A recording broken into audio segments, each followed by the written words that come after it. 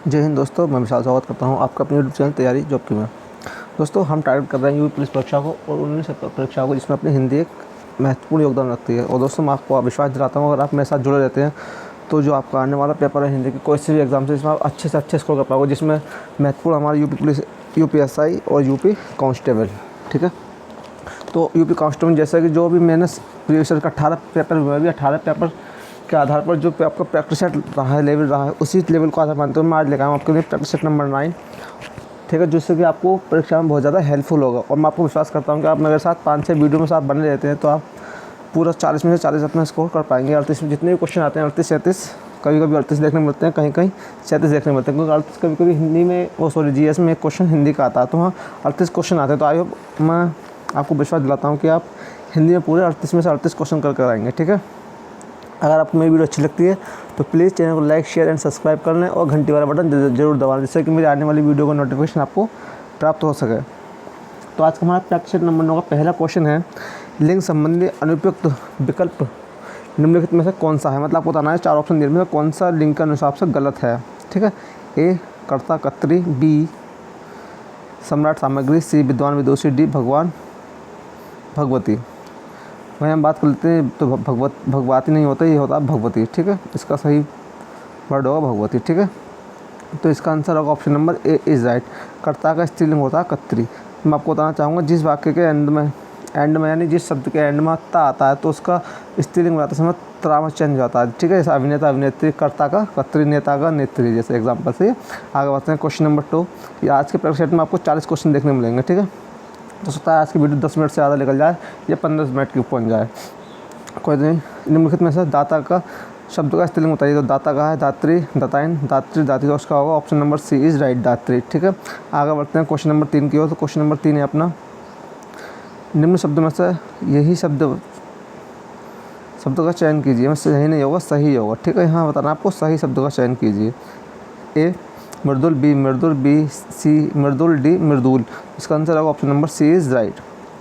आगे आता है क्वेश्चन नंबर 4। क्वेश्चन नंबर 4 अपने पास, हनुमान ने संजीवनी बूटी से लक्ष्मण के लिए होश लाए, वाक्य में की गई त्रुटि का आधार पहचानिए। आपको बताना है जो वाक्य इतिहास में कौन सा मतलब गलती क्या है। ए विशेषण, बी वचन, सी लिंग, डी कारक। तो इसका आंसर होगा option number D is right, कारक की गलती है इसमें। ठीक है, लक्ष्मण के लिए होश लाए ये नहीं आएगा। ठीक है, आगे बढ़ते हैं क्वेश्चन नंबर 5 की ओर। तो क्वेश्चन नंबर 5 अपने पास, मन डैश तो कठौती में डैश, सही विकल्प चुनकर इस मुहावरे को पूर्ण कीजिए। आपको यहाँ पर जो मुहावरा दिया है इसे पूर्ण करना है। ऑप्शन से हमारे चंगा भला, बी गंगा चंगा, सी चंगा गंगा, डी भला चंगा।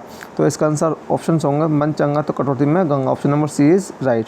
आगे बढ़ते हैं क्वेश्चन नंबर 6 की ओर। क्वेश्चन नंबर 6 है अपने पास, नवनीत शब्द का समानार्थी निम्नलिखित में कौन सा है। आपको बताना नवनीत का पर्यायवाची क्या होता है। ए नया चांद, बी ताज़ा मक्खन, सी ग्रह, डी जल। तो इसका आंसर होगा option number B is right. ठीक है, नवनीत को हम बोलते हैं ताज़ा मक्खन। अगला आता है क्वेश्चन नंबर 7। क्वेश्चन नंबर 7 है अपने पास, एक रम्य उपमंथा नंदन बंसा सुंदर, इस पंक्ति में कौन सा अलंकार, आपको बताना है इसमें अलंकार कौन सा है। ए उपमा, बी उत्प्रेक्षा, सी विभावना, डी विरोधाभास। तो इसका आंसर होगा option number A is right. मैं आपको बताना चाहूँगा कि उपमा का अलंकार की पहचान है जिसमें सा, सी, सम ऐसी वर्ड आपको देखने मिलेंगे 99% वाक्यों में। भाई हम बात कर लेते हैं उत्प्रेक्षा अलंकार की। तो उत्प्रेक्षा अलंकार में मानो, मनो, जानो, जनो ये सब देखने को मिलते हैं। विभावना अलंकार में होता क्या है, विभावना अलंकार में बिना किसी कारण के काम होना पाया जाता है, जिसको हम बोलते हैं विभावना अलंकार। आगे बढ़ते हैं क्वेश्चन नंबर 8 की ओर। क्वेश्चन नंबर 8 है आपका, तुलसीदास द्वारा रचित रामचरितमानस में कितने कांड हैं। आपको पूछ रहा है तुलसीदास द्वारा रचित रामचरितमानस है उसमें कांड कितने हैं। ए 7, बी 12, सी 5, डी 8। इसका आंसर है ऑप्शन नंबर ए इस 7 कांड है। तो आपका होमवर्क है आज का, तो आपको बताना है कि 7 कांड हैं वो कौन कौन से हैं और किस क्रम में है। ठीक है, कौन कौन से हैं और वो किस क्रम में है। अब मैं आशा करता हूँ कि आप मुझे कमेंट सेक्शन में इसका आंसर जरूर बताएंगे। आगे अगला क्वेश्चन आता है क्वेश्चन नंबर 9। क्वेश्चन नंबर 9, अपनी खिचड़ी अलग पकाना का अर्थ होता है। आपको बताना है अपनी खिचड़ी अलग पकाना मुहावरे का सही अर्थ क्या है। ए अनर्गल बातें करना, बी मनमानी करना, सी अपने ही काम में लगे रहना, डी सबसे अलग रहना। तो इसका आंसर होगा option number D is right, सबसे अलग रहना। ठीक है, आगे बढ़ते हैं क्वेश्चन नंबर 10 की ओर। क्वेश्चन नंबर 10 अपने पास, आषाढ़ का एक दिन किसकी रचना है। आपको बताना है जो वाक्य दिया है हमारा आषाढ़ का एक दिन, एक रचना दी गई है, इसके लेखक कौन है। ए नरेश मेहता, बी शंकर शेष, सी निर्मल वर्मा, डी मोहन राकेश। तो इसका आंसर होगा option number D is right, Mohan Rakesh. Question number 11 आता है अपना। क्वेश्चन नंबर 11 है भारत भारती पुरस्कार इनमें से किसको सबसे पहले मिला? आपको बताना है जो भारत भारती पुरस्कार है सबसे पहले किस राइटर को मिला? ए जैनेंद्र, बी महादेवी वर्मा, सी राम कुमार वर्मा, डी अज्ञे। तो भारत भारती पुरस्कार सबसे पहले मिला था महादेवी वर्मा जी को, ठीक है, option number B is right. आगे बढ़ते हैं, क्वेश्चन नंबर 12 है। क्वेश्चन नंबर 12 है निम्नलिखित विकल्प में से रीति शब्द का बहुवचन कौन सा होगा? आपको बताना रीति का बहुवचन क्या होगा? ए रीति, बी रीतियों, सी रीतियों, डी रीतियाँ। तो इसका आंसर होगा option number D is right, ठीक है, रीतियाँ। आगे बढ़ते हैं क्वेश्चन नंबर 13 की तरफ। क्वेश्चन नंबर 13 है अपने पास निम्नलिखित में से समानार्थी शब्द का कौन सा जोड़ा सही नहीं है? जिस वाक्य में नहीं आता है दोस्तों वो थोड़ा ध्यान से पढ़ेंगे अपने, ठीक है। तो ए कंबल अम्बु आव, बी झंडा ध्वज पताका, सी दांत दंत रदन, डी राकेश चांद राकेश शशि। तो इसका आंसर होगा option number A is right. A कमल का अम्बु नहीं होता, कमल का होता है अम्बुज, ठीक है। आगे बढ़ते हैं क्वेश्चन नंबर 14 की तरफ। क्वेश्चन नंबर 14 है भ्रांतिमान अलंकार का उपयुक्त उदाहरण कौन सा? आपको बताना है कि इसमें भ्रांतिमान का अलंकार का उदाहरण कौन सा है? ए ओस बिंदु चुग रही हंसनी मोती उनको जान, बी बे टूटे तरु के छूटी लता सी दीन, सी सफरी से चंचल घने मृग से पीन सुनैन, डी मेरी व बाधा हरो राधा नागरी सोई। तो इसका आंसर होगा ओस बिंदु चुक चुक कर रही हंसनी मोती उनको जान, option number A is right. आगे बढ़ते हैं क्वेश्चन नंबर 15 की ओर। क्वेश्चन नंबर 15 है अपने पास दूर दूर तक विस्तृता हिम स्तब्ध उसी के हृदय में उसी के हृदय समान में कौन सा अलंकार है? दूर दूर तक विस्तृता हिम स्तब्ध उसी के हृदय समान में कौन सा अलंकार है? ए उपमा, बी संदेह, सी मानवीकरण, डी रूपक। तो इसका आंसर होगा उपमा अलंकार है, ठीक है। दो आप देखेंगे उसी के समान आगे सम सम सरी सा सी से सब किस में आते हैं? हमारे उपमा अलंकार में आते हैं।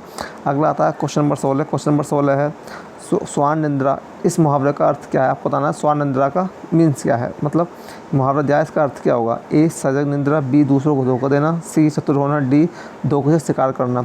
तो इसका आंसर होगा स्वान निंद्रा का मतलब सजग निद्रा, option number A is right. आगे बढ़ते हैं 17 क्वेश्चन। 17 है हाथ मलते रह जाना, इस मुहावरे का अर्थ स्पष्ट कीजिए। हाथ मलते रह जाना मुहावरे का अर्थ क्या है? ए दुखी होना, बी पछताना, सी हाथों को मसलना, डी क्रोध करना। तो इसका आंसर होगा option number B is right. हाथ मलते रहना मतलब पछताना, option number B is right. जैसे आपका यूपी कांस्टेबल के आपका सबसे नज़दीक आपका एग्जाम में आशा करता हूँ शायद या तो जुलाई में हो जाएगा या फिर अगस्त में हो जाएगा। जैसा कि आप लोग अभी तैयारी नहीं कर रहे हैं, मैं आप वीडियो बना रहा हूँ, आप लोग जो होमवर्क देता हूँ आप उसमें देते नहीं है, फिर आपका एग्ज़ाम निकल जाएगा तो आप करेंगे हाथ पछताते रह जाएंगे, है ना। मतलब हाथ मलते रहेंगे, पछताते रहेंगे क्या हुआ। तो तभी मैंने ये सीरीज़ शुरू की जिसमें हम शॉर्ट समय में कम समय में ज़्यादा क्वेश्चन कर सकें। 15 से 20 मिनट की कोई वीडियो मिलती है मेरी, उसमें भी आपको 30 से 40 क्वेश्चन आपको देखने मिल जाते हैं। किसी से प्रैक्टिस सेट में 30, किसी में प्रैक्टिस सेट में 40, ठीक है। तो बस आपको मेरे साथ जुड़े रहना है और तैयारी को बना कर रखना है। तो आपको क्या करना है, स्थान की पूर्ति कीजिए। लोग आजीवन डैश की तरह जूझते रहते हैं। ए उल्लू, बी टट्टू, सी घुंघरू, डी बीमारी। तो इसका आंसर होगा 18 का बी, लोग आजीवन टट्टू की तरह जूझते रहते हैं। 18। अगला आता है क्वेश्चन नंबर 19। क्वेश्चन नंबर 19 अपने पास हेमगिरी के उत्तुंग शिखर पर बेट शिला की शीतल छाह डैश यह पंक्तियाँ किस काव्य रचना से है? आपको बताना जो पंक्तियाँ दी गई हैं किस काव्य से ली गई हैं। ए रश्मिरथी मतलब इसकी किस पुस्तक से ली गई हैं? ए रश्मिरथी, बी कमायनी, सी गुंजन, डी साकेत। तो इसका आंसर होगा कमायनी, ठीक है, जो कि जयशंकर प्रसाद की बहुत ज़्यादा फेमस रचना है, जयशंकर प्रसाद जी की है, ठीक है। आगे बढ़ते हैं क्वेश्चन नंबर 20। क्वेश्चन नंबर 20 हमारे अपने पास मलिक मोहम्मद जायसी ने किस भाषा का सरल और साधारण रूप अपनाया था? आपको बताना है मलिक मोहम्मद जायसी ने किस भाषा को सरल और साधारण रूप अपनाया था? ए Awadhi, B Arabi Farsi, C Brajbhasha, D Magadhi. तो इसका आंसर होगा option number A is right, Awadhi भाषा का, ठीक है। वही बढ़ते हैं क्वेश्चन नंबर 21 की तरफ। क्वेश्चन नंबर 21 आता है अपना कला और बुराचार के लिए सुमित्रा नंदन पंत को किस साहित्य पुरस्कार से पुरस्कृत किया गया? पहला क्वेश्चन आपसे यही बनता है, कई बार एग्जाम में पूछा गया कला और बुराचार के लेखक कौन है? तो ये हैं हमारे सुमित्रा नंदन पंत, ठीक है। दूसरा क्वेश्चन आपसे पूछा गया, ये प्रीवियस ईयर एसआई में आया हुआ क्वेश्चन है कि इनके लिए कौन सा अवार्ड मिला था? ए ज्ञानपीठ पुरस्कार, बी हिंदी साहित्य अकादमी पुरस्कार, सी मांगले प्रसाद पारितोषिक और डी व्यास सम्मान। तो इसका आंसर होगा option number B is right, Hindi Sahitya Akademi पुरस्कार, ठीक है। आगे बढ़ते हैं क्वेश्चन नंबर 22 की तरफ। क्वेश्चन नंबर 22 है काशी काशी किसकी रचना है? आपको बताना है काशी काशी रचना किसकी है? ए गोविंद मिश्र, बी संदीप लोटलीकर, सी काशीनाथ और डी भगवान दास मोरवाल। तो इसका आंसर होगा हमारा option number C is right, Kashi Kashi Kashinath Singh. आगे बढ़ते हैं क्वेश्चन नंबर 23 की तरफ। क्वेश्चन नंबर 23 आता है अपना नमक मिर्च लगाना इस मुहावरे के उचित अर्थ का चयन करें। आपको बताना नमक मिर्च लगाने मुहावरे का अर्थ क्या होता है। ए गुस्सा दिलाना, बी ईर्ष्या करना, सी बड़ा चलाकर कहना, डी तीखा करना। तो नमक मिर्च लगाना मतलब है बड़ा चलाकर कहना। Option number C is right. आगे बढ़ते हैं क्वेश्चन नंबर 24 की तरफ। क्वेश्चन नंबर 24 अपने पास, शरीर के अंग के आधार पर दिए गए पुल्लिंग तथा स्त्रीलिंग शब्दों का सही जोड़ा कौन सा नहीं है। आपको बताना है। तो 4 ऑप्शन दिए हैं, इनमें से कौन सा हमारा ऑप्शन गलत है। ए उंगली एड़ी स्त्रीलिंग है, कलाई तलवा पुल्लिंग है, बाँ जांग स्त्रीलिंग, हाथ पैर पुल्लिंग। तो इसका आंसर होगा option number B is right. कलाई और तलवा हमारा क्या है, स्त्रीलिंग ना कि पुल्लिंग। तो यहाँ पर हमारा आंसर आएगा स्त्रीलिंग के। तो ये हमारा ऑप्शन गलत है। ठीक है, आगे बढ़ते हैं क्वेश्चन नंबर 25 की तरफ। क्वेश्चन नंबर 25 है, अपनी करनी पारतरणी का अर्थ क्या होगी। आपको बताना है अपनी करनी पारतरणी का अर्थ क्या है। ए खुद अपना किया काम ही फलदायक होता है, बी किसी के साथ अच्छे व्यवहार ना करना, सी साधुता दिखाना, डी बुरे कार्य करना। तो इसका आंसर होगा खुद अपना किया गया काम ही फलदायक होता है। हमारा option number A is right. आगे बढ़ते हैं 26 क्वेश्चन की तरफ। क्वेश्चन नंबर 26 आता है अपना। क्वेश्चन नंबर 26 है, इनमें से कौन सा शब्द योगदान शब्द का समानार्थी नहीं है। अब बताना है जो शब्द दिया योगदान इसका पर्यायवाची कौन सा नहीं है। ए योग दीक्षा, बी हित, सी हाथ बांटना, डी सहयोग। तो इसका आंसर होगा योगदान का मतलब होता है हित, ये नहीं है इसका। ठीक, option number B is right.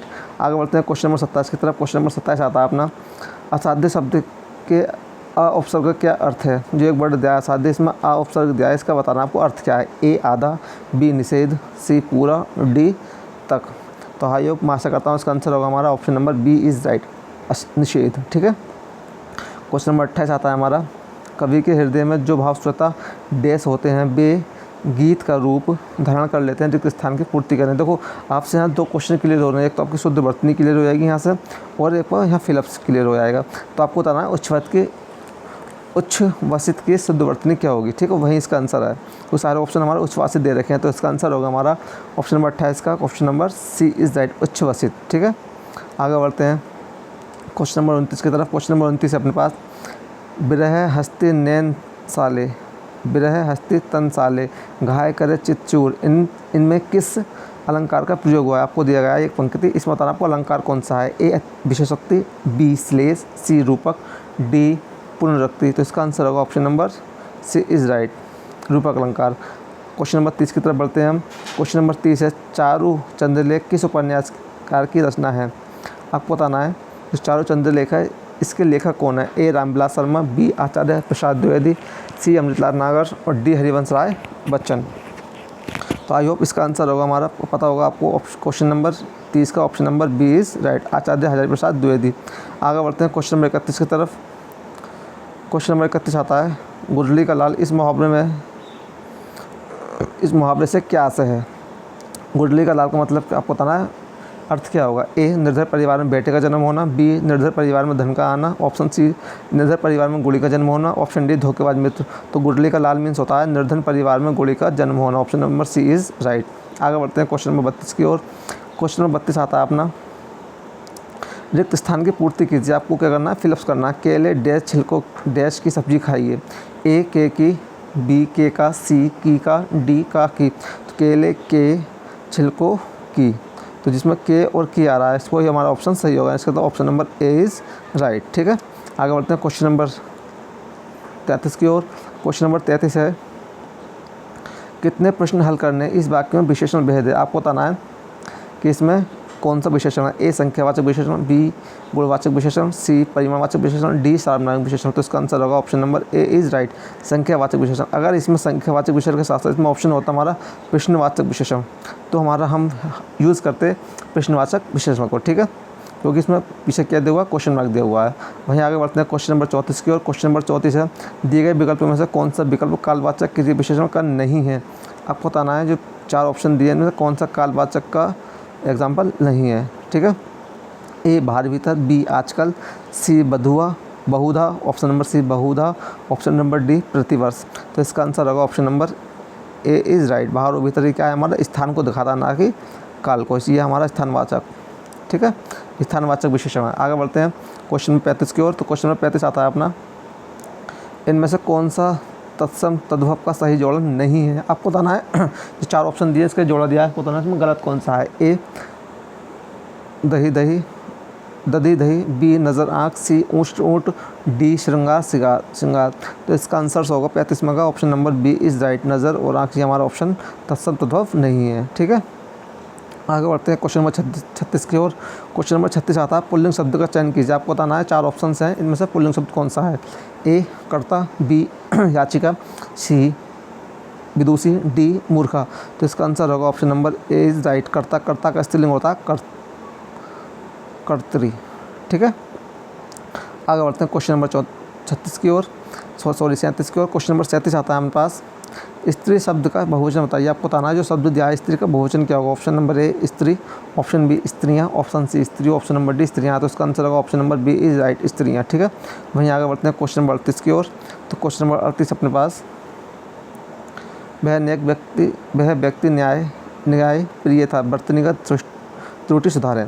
ए व्यक्ति न्यायप्रिय था, बी वह व्यक्ति न्यायप्रिय था, ऑप्शन सी वह व्यक्ति न्यायप्रिय था, ऑप्शन डी वह व्यक्ति न्यायप्रिय था। मतलब आपको बताना है जो हमारा वाक्य दिया है इसका शुद्ध वाक्य क्या होगा। तो इसका शुद्ध वाक्य होगा option number A is right, वह व्यक्ति न्यायप्रिय था। क्योंकि आप ध्यान से देखेंगे तो इसमें व्यक्ति गलत लिखा हुआ है, यहाँ न्याय गलत लिखा हुआ है, यहाँ व्यक्ति, यहाँ न्याय गलत लिखा हुआ है, यहाँ व्यक्ति ये गलत लिखा हुआ है। तो हमारा शुद्ध वाक्य होगा वह व्यक्ति न्यायप्रिय था, यानी option number A is right.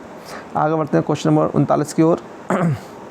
Question number 39 को बताना है आपको आदि का विलोम शब्द क्या है। मतलब आपको बताना है आदि का विलोम क्या होता है। ए अनादि, बी आदि, सी अंत, डी आदि। तो कहेंगे आपको कभी किसी किताब में हमारा ऑप्शन अनादि लिखा हुआ मिलेगा और कहीं हमारा ऑप्शन अंत देखने मिलेगा। तो हम कह सकते हैं कि इसकी जो क्वेश्चन है यानी क्वेश्चन दिया है हमारा आदि, तो इसमें ऑप्शन ए और सी हमारा राइट है। ऑप्शन नंबर ए और option number C is right. आगे बढ़ते हैं आज का लास्ट क्वेश्चन। दोस्तों अगर मेरी वीडियो आपको अच्छी लगी तो प्लीज़ मुझे कमेंट सेक्शन में बताएं कि आपको मेरी वीडियो कैसी लगी और कहीं भी सुधार करने की जरूरत है तो मुझे बताओ। कोई भी क्वेश्चंस में गलती है तो आप मुझे कमेंट सेक्शन में बता सकते हैं। ठीक है, तो आज का हमारा लास्ट क्वेश्चन, और मैं आपसे एक ही उम्मीद करूँगा कि प्लीज़ मेरे चैनल को शेयर कीजिए और ज़्यादा से ज़्यादा सब्सक्राइब कीजिए, जिससे कि मुझे वीडियो बनाने के लिए मोटिवेशन मिल सके। ठीक है, तो आज का हमारा लास्ट क्वेश्चन, समाधिकरण और व्याधिकरण किसके वेद हैं। ए निपात, बी संबंधबोधक, सी क्रियाविशेषण, डी समुच्चयबोधक। तो इसका आंसर होगा समाधिकरण और व्याधिकरण किसके वेद है, समुच्चयबोधक के। Option number D is right. मिलते हैं अपने नेक्स्ट वीडियो में। जय हिंद, जय भारत।